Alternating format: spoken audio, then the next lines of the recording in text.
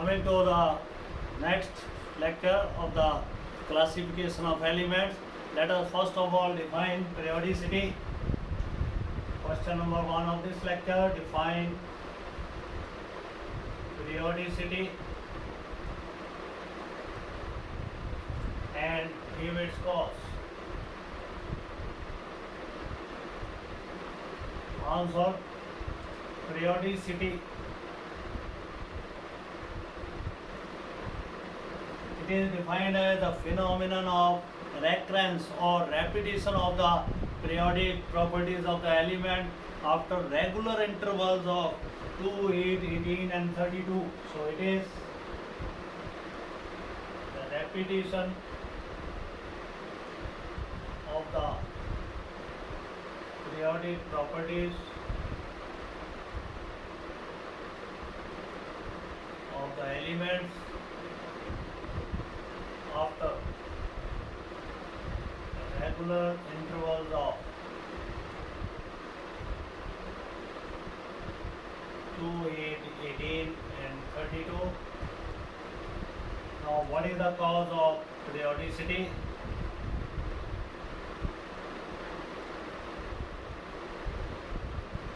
It is the number of valence electrons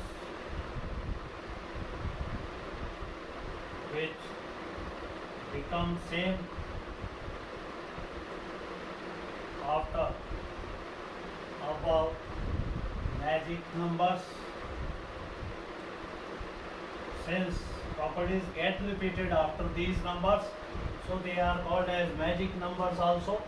For example, we take first family, Alinak, Rav Kasper, 1, 3, 11, 19, 37, 55, 87. The configuration is your NS1, 1S1, here 1S2, 2S1. Then we have the next neon gas and then 3S1. Argon gas up to here 4S1. Then we have krypton gas 5S1. Xenon gas 54 and 6S1. Then radon gas of 86, we have 7S1. So general configuration is NS1. That's why the periodic property they get repeated in the first group. So this is called as periodicity. Now we come to another question, number 2. What are the different ways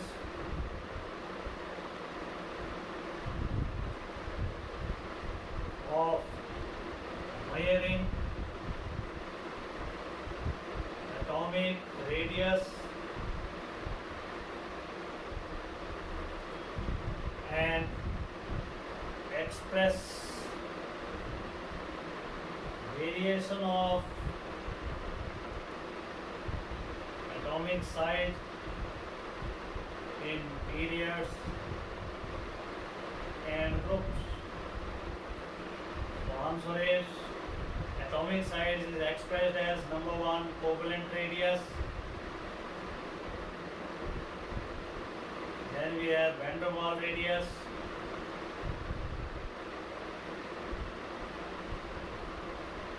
And then we have metallic radius.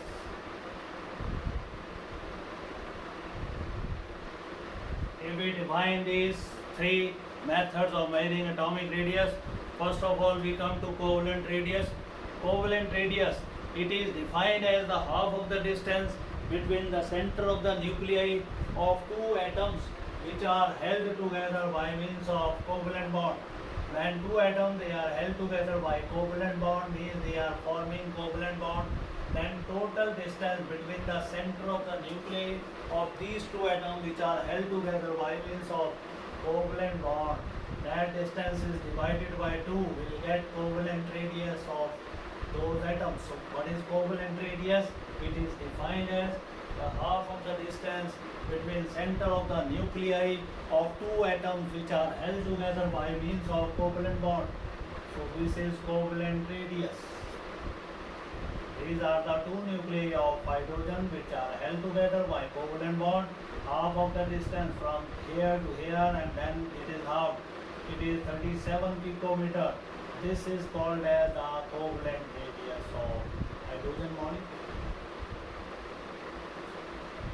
Then we have van der Waals radius. It is defined as the half of the distance between center of the nuclei of two atoms of the adjacent molecules. That is called as van der Waals radii.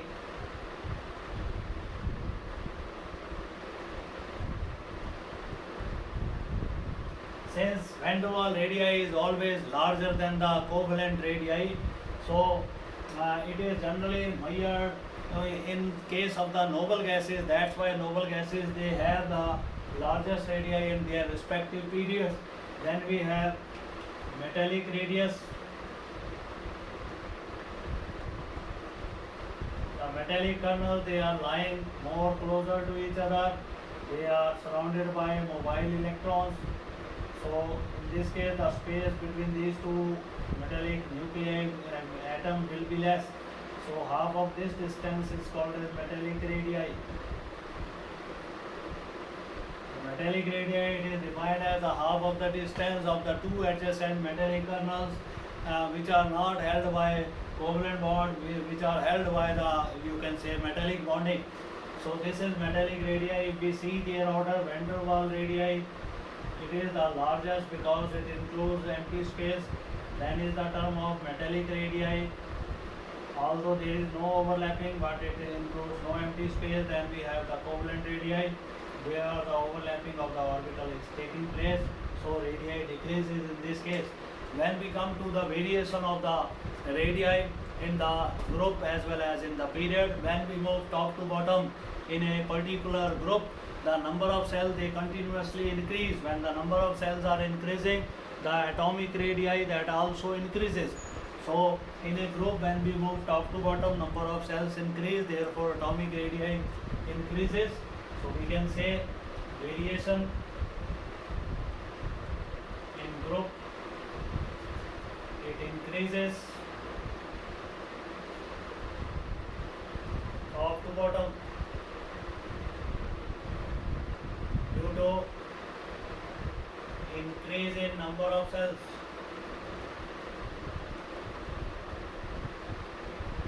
Then we have variation in period.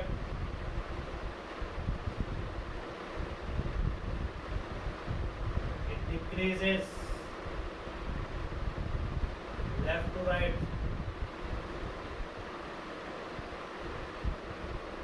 In a period, because number of cells, they do not change, but nuclear charge continuously increases. Therefore, the atomic radii, that decreases due to increase in nuclear charge. We can say the hold of the nucleus on the all the cells or the valence cells, that increases, which pulls outer cells nearer to the nucleus, and size decreases when we move left to right in the periodic table.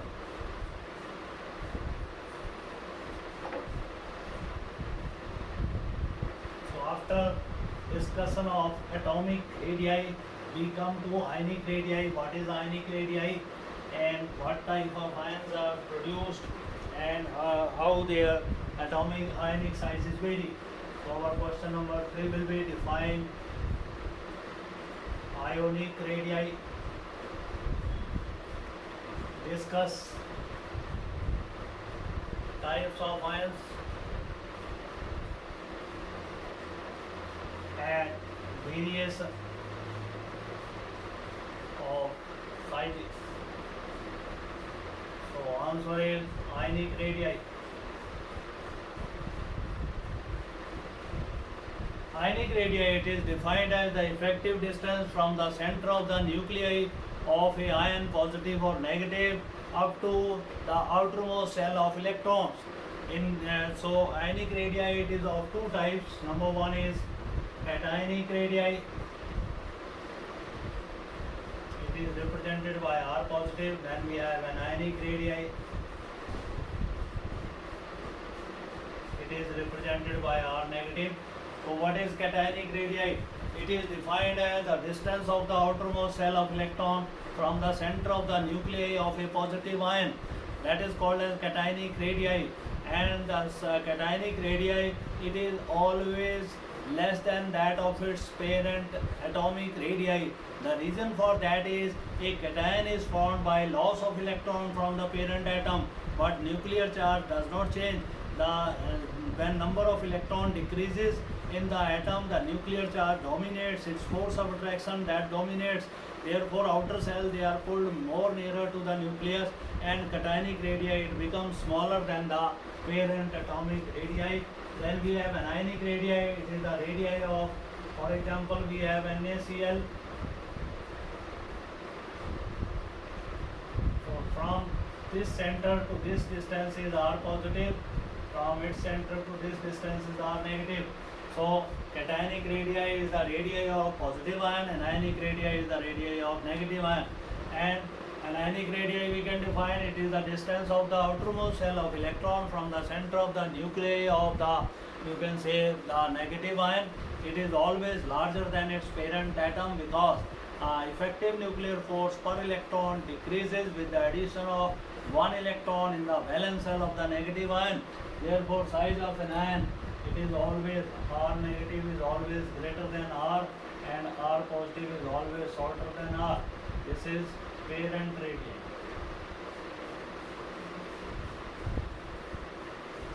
Then we see the variation. Variation is same as we saw in case of the atomic radii. Now in look, increases top to bottom. In period, ionic radii decreases because number of cells they remain same, but the nuclear charge that continuously increases. Therefore, when we move left to right in a period, the size of this will go on decreasing. And we come to the next question: why size of cation is smaller than its parent atom?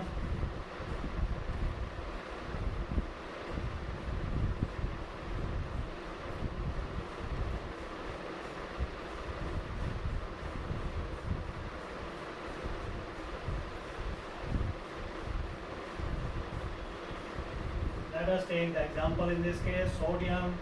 It is having configuration 281. It is given first ionization energy, its configuration will be 28. It was having KLM 3 cells. Now it has only KL. M cell is lost. So here the 11 protons they were holding 11 electrons. Here 11 protons holding 10 electrons. Therefore, size of positive ion, this will be less than that of sodium. So we can say the cation is formed by loss of electron from the parent atom. Therefore, the effective nuclear force per electron that increases. Therefore, outer cell they are pulled nearer to the nucleus, and size of cation it becomes less than that of size of parent atom. But in case of the negative ion, we see that case why size of an ion is larger than its parent atom. We can demonstrate it by taking example of chlorine. It was having configuration 287. It was having KLM cell. Now it is given 1 electron. It was having 17 protons. Now when it is given 1 electron, it releases some energy, that is first electron affinity. So now it has the configuration 288. The protons do not change at all. So now for 17 protons have to pull 18 electrons. Here 17 protons were pulling internally 17 electrons. So now electrons are more. So the size of Cl that will be larger than size of Cl, because the effective nuclear force per electron decreases in case of the negative ion, which was increasing in case of the positive ion. Therefore, we can say that size of an ion it is always larger than its parent atom, and size of cation it is always smaller than that of its parent atom. Then we come to a very important question: what are isoelectronic species? Question number 6 is define isoelectronic species. and compare their sizes. Isoelectronic species, as the name indicates, iso means similar, electronic means electrons. The species, they are the atoms or ions of the elements which have same number of electron and similar arrangement, but due to difference in the nature of nuclear force, their sizes, they are different. So isoelectronic species, they have same number and similar arrangement.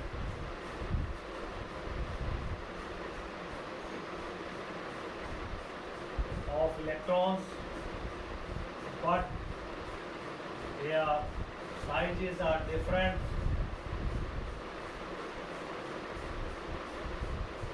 due to different nuclear force. Let us compare two isoelectronic series. We take first isoelectronic series is hydrogen, oxygen, chlorine, neon, sodium positive, magnesium 2 positive. If we see number of electrons in them, they have 10 electron each. If we see protons, it has +7, +8, +9, +10, +11, +12. If we see their sizes, since number of proton in this case is maximum, so size of magnesium, it will be the smallest. Sodium will be larger than magnesium. Then comes the neon, then comes the fluoride, then comes the oxide, then comes the nitride ion.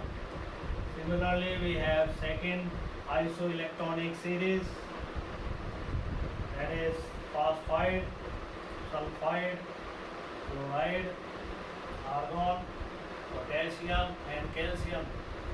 If we see the number of electrons, they all have 18 electrons in this case.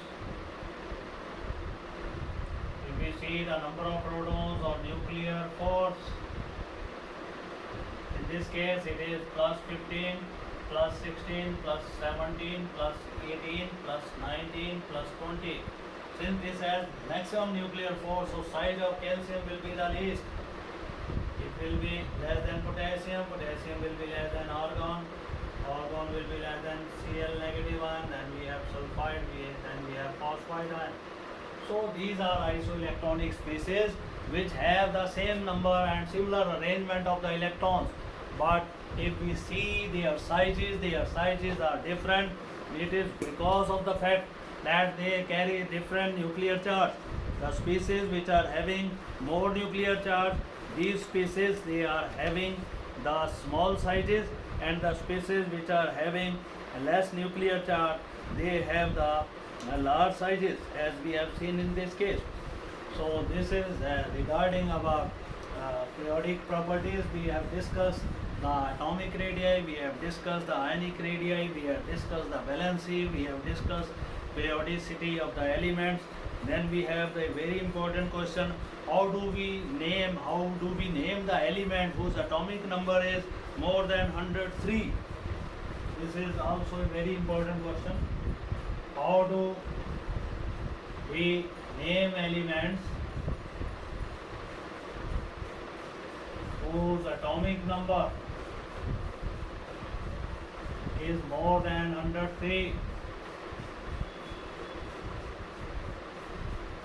So there was a confusion regarding the names of these elements. Russian chemists, they were naming these elements after the name of their scientists, and American chemists, they were naming it after the name of their scientists. Therefore, to avoid the conflict, to stop that conflict, the element, they were given a IUPAC system of naming these elements. So we'll be now using un for 1, nil for 0, and quad for 4, pent for 5, x for 6, f for 7, hook for 8, in for 9, deck for 10. So that will not come here, up to 9 it will be dealt. So an element with atomic number 104, it will be given a symbol U and Q. Un or 1, 0 for nil, 4 for palladium. We have to add plus IUM in the end of these elements. 105 it is named as UNP, 106 UNX, and 107 UNS. Then we have the 108 UNO, 109 UNE. So it is unil, quadrium, anil, pentium, hexium, anil, septium, anil, okium, anil, enium. So in this way the elements of the elements with atomic number higher than 103, they are named according to IUPAC guidelines. So conflict that has been avoided by naming these elements after the IUPAC nomenclature. Remaining properties we'll take in the next lecture. In next lecture we'll be winding up this unit. Thank you very much.